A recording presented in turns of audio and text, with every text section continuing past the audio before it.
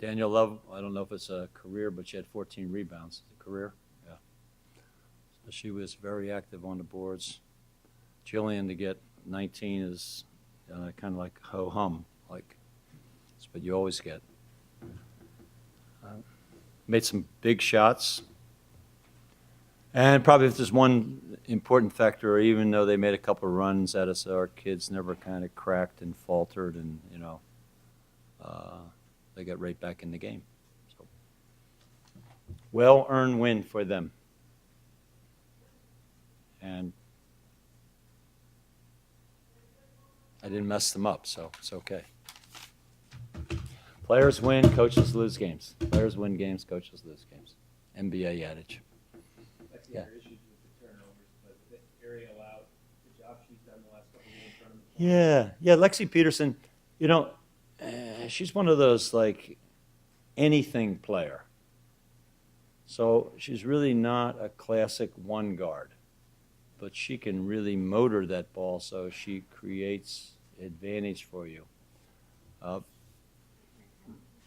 She had a couple turnovers, she just tried to, ball fake a few times, and I finally said to her, I said, Lexi, you're so quick, either shoot it or go, because you don't need the ball fake. You're fast enough to be a non-ball fake. Slower people need some ball fakes. But she's probably a prime example of a team member that wants to win so badly. I think sometimes she's a little too cranked up. But I'd rather have that than people, backing off and putting their hands on their hips saying, gee, what's going on here?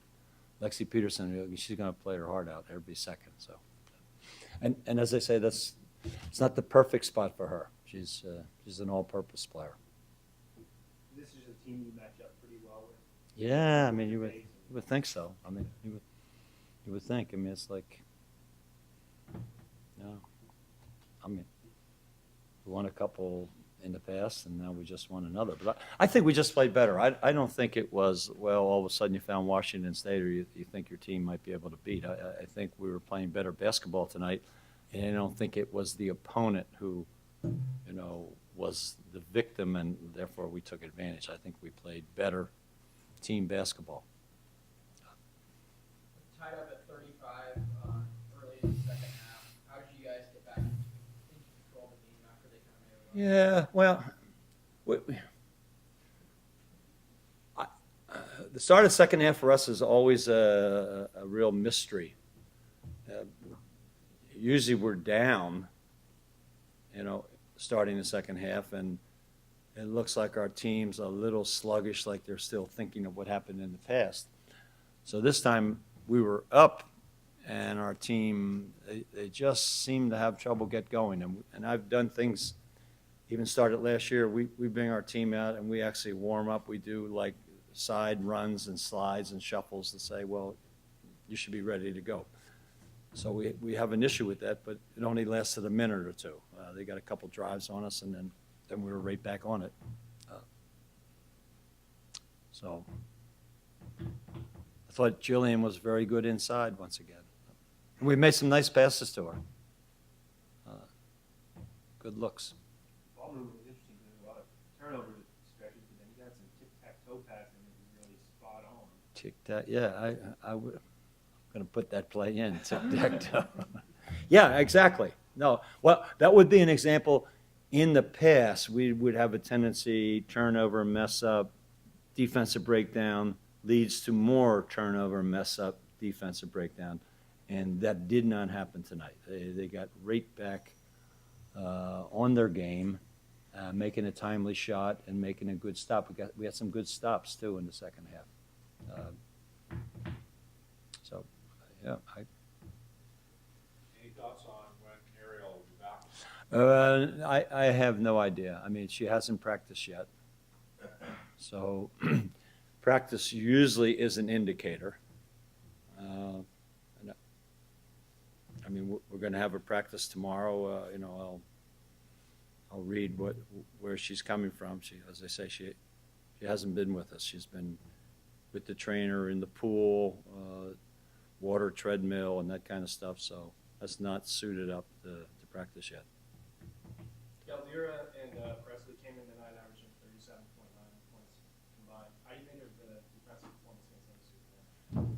Yeah, it's interesting, and one of my assistants mentioned this. They're really good if you play straight up defense, like straight up man, even some honest straight up zone. But we were playing, when it's bad, nobody likes it. When it's good, nobody likes it. But we were playing our trapping, what we call our silver defense. So one of the advantages of the silver defense is it puts you in unusual spots, you, the offense. So on some of those occasions, we were trapping them. So therefore, what they really had left to do was to pass to others. And if you're passing to others and they, because of our trapping technique, have an open look, they say, well, what the heck, I might as well take it. So I think the trapping, even though we might not have got a lot of steals out of it, may have put them off center a little, especially their scorers. Would you say this is your best defensive game in Pac-12 play so far, just in terms of confusing the opponent? Did you say our only defensive game? You said best. Okay, no, sorry. Come on, Ryan. I'm trying to. I think it was our best game. And defense leads to offense leads to defense. We had a few breakdowns, but our players were getting back. They were talking. They were digging in. In the middle of the second half, I didn't like the way the game was going, so I went to what I call our kind of aggressive switching defense. We're not trapping on that, but we're switching. And they made the switches in a timely way. So you could tell that they were in it rather than, oh, I was late on the switch. So, yeah, I would say that was our better defensive game. But we did get 82 points, so the offense was okay, too. Yeah. You touched on Lexi's performance a little bit. How important in just her third start of the season do you think it's going to be going forward with Ariel out? Well, if I knew how long she was going to be out, I don't know when she's coming back. I'm not envisioning like weeks, so I don't think we need to retool everything.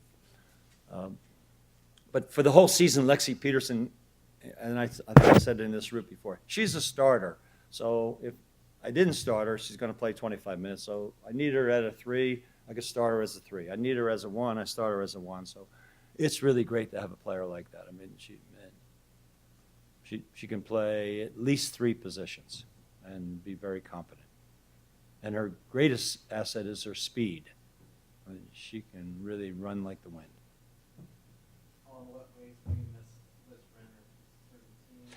Yeah, no, I mean, Liz Brenner has given us, prior to this 2 seasons of very steady play, and she was doing that again for us. I mean, she's certainly a very journeyman, inside player that can stabilize things. She rebounded for us. She defended well.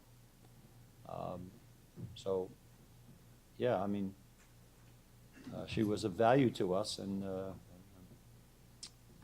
we just simply have to adjust. And the specific adjustment is we need more minutes out of Megan Carpenter, and I thought she played reasonably well tonight. I was pleased with her play. And give her minutes, and she has to get better. She will get better. What do you think of the pace during the game? Were you impressed with, or were you happy with the pace? Yeah, well, we pushed it pretty good. We kind of ran some things in the last 3 minutes. I would dare not ever say to work the clock a little bit, but we try to change the offense and go inside. So we were saying crossing players. So not quite tic-tac-toe, but more like cross and double cross. So in my scheme, you should cross and it should be up by then. So to do a double cross, meaning we do it again, that's unheard of in the annals of me. But we did it. We did it.